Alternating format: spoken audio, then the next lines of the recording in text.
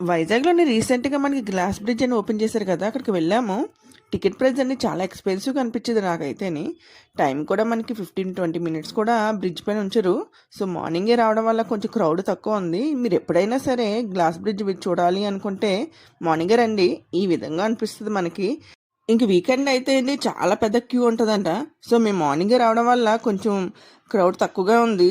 So, 15-20 members అంతకన్నా ఎక్కువ పంపించారు బ్రిడ్జ్ పైకి. సో, చాలా పీస్‌ఫుల్‌గా మార్నింగ్ అయితే కొంచెం బావుంది. కాకపోతే ఎండనే వచ్చేసింది. వాళ్ళు కొన్ని ప్రికాషన్స్ చెప్పారు సేఫ్టీ అనేది. పిల్లల్ని అది చూసుకోమని.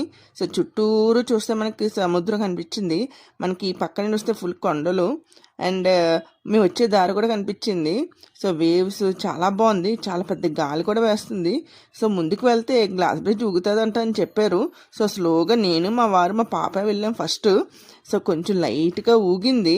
ఇంక చివరికి వచ్చేసరికి అయితే నార్మల్గానే నా ఉంది, కానీ అంత భయం అనేది అనిపించలేదు. కాకపోతే కిందకి చూస్తే ట్రాన్స్పరెంట్గా కనిపించింది. చూసారు కదా ఎంత ఎత్తులో ఉన్నామో. కాకపోతే మా అమ్మాయి కూడా అసలు భయం లేకుండా ఉంది. గ్రిల్స్ ఉన్నాయి సేఫ్టీ, కానీ పర్వాలేదు పిల్లల్ని. మార్నింగ్గా రావడం వల్ల కొంచెం ఫొటోస్ అయితే తీసుకోవడానికి, వీడియోస్ తీసుకోవడానికి అనేది ఉంది. నైట్ కూడా అయిపోద్దంట ఒక్కొక్కసారి ఆయన చెప్తున్నారు టికెట్స్ తీసుకున్న దగ్గర. సో, మీరు ఎప్పుడైనా విజిట్ చేయాలనుకుంటే మార్నింగే రండి. కొంచెం పీస్ఫుల్గా ఉంటుంది. చూసారు మేము ఎలా నడుస్తున్నామో. కొంచెం ఎవరు లేరు కాబట్టి హ్యాపీగా అటు ఇటు తిరుగుతున్నాం. సో, ఫ్యామిలీతో ఖచ్చితంగా విజిట్ చేయండి. హ్యాపీగా వీకెండ్ కానీ ఎప్పుడైనా. సో, ఎంజాయ్ చేయొచ్చు పిల్లలు అందరం కలిపి. చూసారు కదా కొండలు ఎంత కిందకుందో. గ్లాస్ టైపే ఉంది. కాకపోతే షూస్ వేసుకోకూడదని చెప్పారు. కాలుకి కవర్స్ ఇచ్చారు. అయినా సరే కాలిపోతుంది బాగాని. ఎండ ఎక్కువ ఉంది. ఎండాకాలం కదా వెళ్ళాము.